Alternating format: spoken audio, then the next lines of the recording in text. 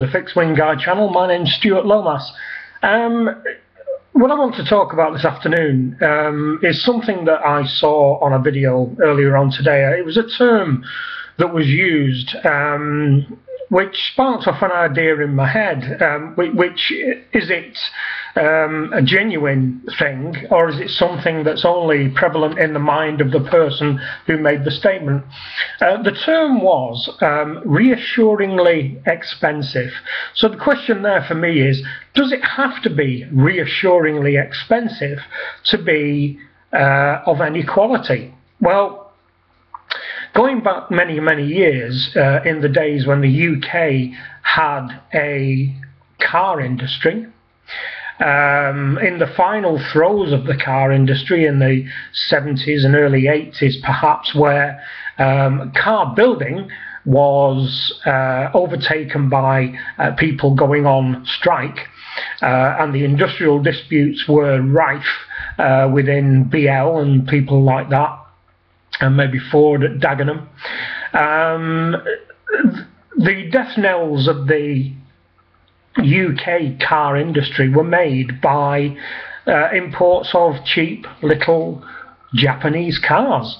And these Japanese cars were the very early Hondas, the very early Datsuns, obviously, who's now Nissan. And these things were cheap compared to British-built vehicles, and they were more comfortable than British-built vehicles, better equipped than British-built vehicles, and more importantly, when you went out to them on a cold and frosty morning, they started. You would have your next door neighbour who would be in his BL-built Maxi or 1800 or something like that, and you know, be turning over and it wouldn't start.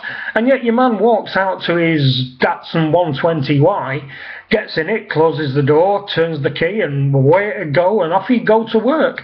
So what you were getting there was an item which was giving you more for your money, and it would start up in the morning when you were going to work.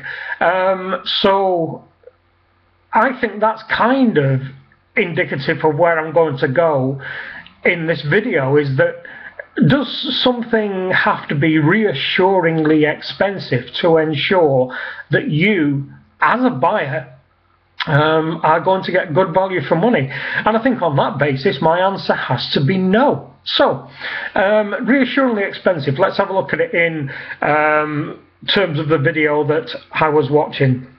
The person responsible for this was talking about watches and kind of why you should spend a lot of money, multiple thousands of pounds, on a luxury timepiece to ensure that you have that reassuringly expensive feel, that you've got something of quality which will give you some form of kudos once it's on your wrist. And he justified this statement by saying that you see a lot of people complaining about the prices of service charges for Rolex and Patek Philippe and all that kind of thing. And he was saying that, you know, people complain that you're being charged £600 and £700 for a service. It's just outrageous, when you could go out for a night with your mates in London and quite easily spend 500 quid, and now that money's gone. Well, that's kind of fine. Most people of my acquaintance haven't got 500 quid to blow on a night out. They haven't got 500 quid to spend on a holiday. They haven't got 500 quid to buy in 2 or maybe 3 months worth of shopping. They haven't got 500 quid.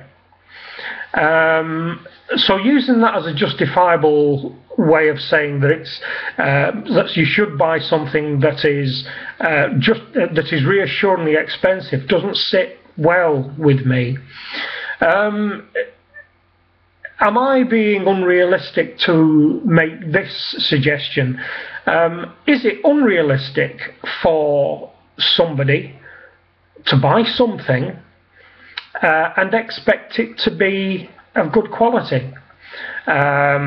If you're spending a couple of £100 on something, should you expect it to be of good quality?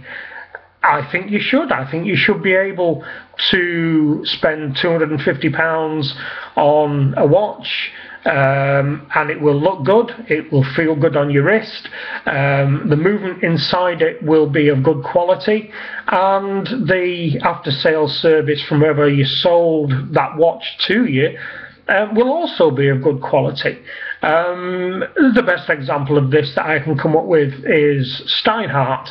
Steinhardt at the moment, the one that seems to be making quite a lot of ripples is the Steinhardt OVM, the Ocean vintage military watch that they do, which has got the ETA 2893 movement in it, so it's a nice workhorse automatic movement, and I think if I remember rightly it's €350 from their German website. They could have gone up a little bit by now, because I know that they've just updated the OVM. It looks slightly different now than it did before. But what the point I'm getting at here is for €350, what's that? That's about 330 UK pounds, maybe something like that. 410 USD.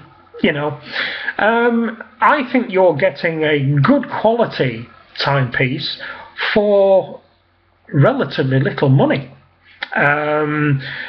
You've got an ETA or an ETA movement inside it, which you know is a good, proven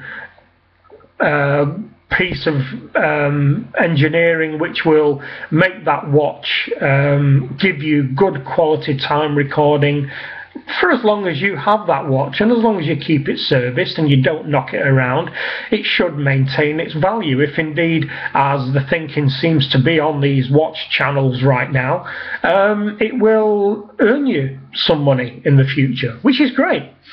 Now, that being the case, it's going to take a lot of profits being accrued.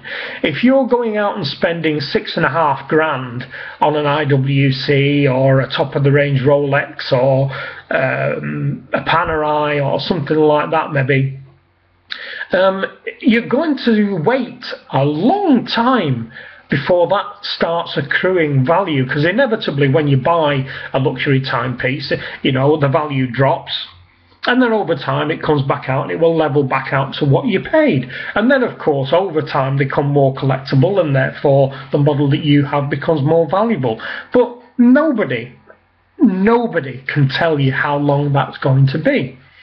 Now, with things like the Steinhardt, because you're only spending €350, even if that drops 10% over the next couple of years, you know, that's only €35. So you're down to still over €300 value.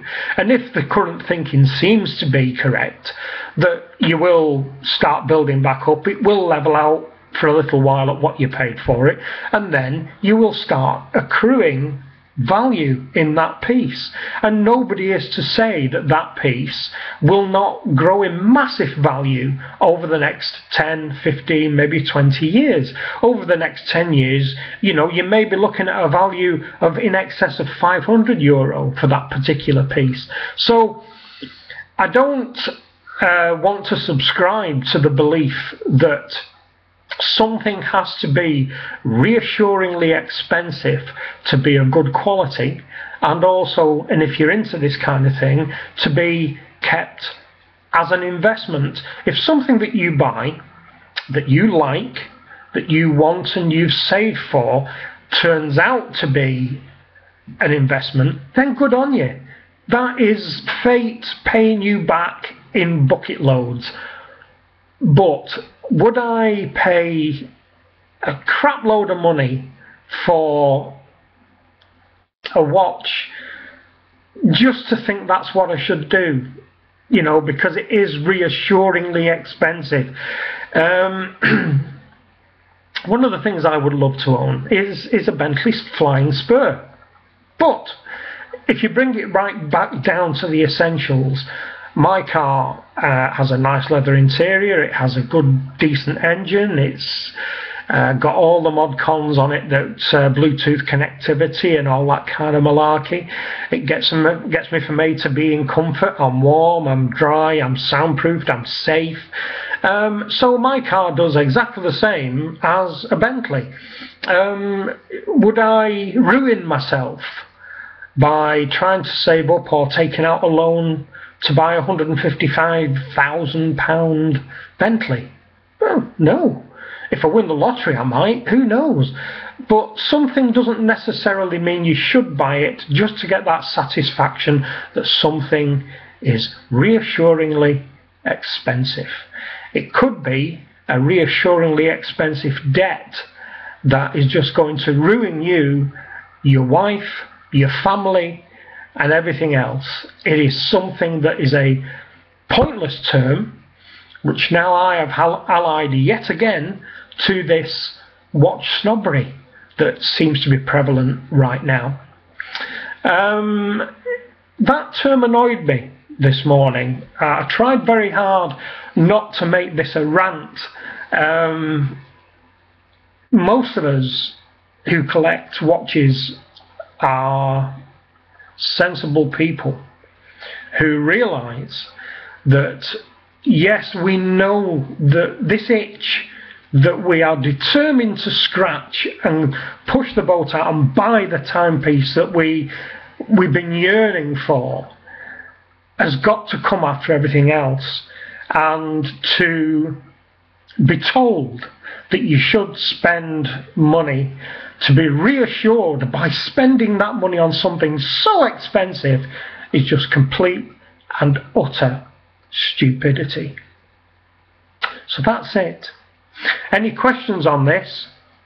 Down below. Anything that you want me to put my twist on, of course, down below as always.